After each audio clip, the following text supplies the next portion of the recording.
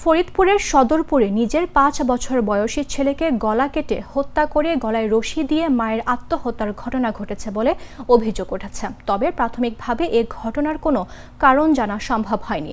শুক্রবার সন্ধ্যা ৬টার দিকে উপজেলার কৃষ্ণপুর ইউনিয়নের পূর্বকান্দি গ্রামে এ ঘটনা ঘটে। পুলিশ ও স্থানীয় সূত্রে জানা গেছে, উপজেলার কৃষ্ণপুর ইউনিয়নের পূর্বকান্দি গ্রামের রমজান শেখের স্ত্রী সুমাইয়া বেগম তার শিশু ছেলে হুজাইফাকে গলা কেটে হত্যা করে ফেলে রাখে। পরে তিনি গলায় রশি বেঁধে আত্মহত্যার চেষ্টা করেন। আশপাশের লোকজন বিষয়টি টের পেয়ে থানা পুলিশে খবর দেয় এবং সুমাইয়া বেগমকে উদ্ধার করে ফরিদপুর মেডিকেল কলেজ হাসপাতালে নেয়ার পথে তিনি মারা যান। তবে প্রাথমিকভাবে ধারণা করা হচ্ছে, ঘটনার সত্যতা নিশ্চিত করে সদরপুর থানার ভারপ্রাপ্ত কর্মকর্তা সুখদেব রায় বলেন, খবর পেয়ে ঘটনাস্থলে গিয়ে ঘরের খাটের ওপর থেকে শিশুটির গলা কাটা মরদেহ উদ্ধার করা হয়। গৃহবধূ সুমাইয়া বেগম গলায় রশি দিয়ে আত্মহত্যা করেছেন। তবে প্রাথমিকভাবে এর কোনো কারণ জানা সম্ভব হয়নি। এ বিষয়ে পুলিশ কাজ করছে। বিস্তারিত তথ্য পরবর্তীতে জানানো সম্ভব হবে।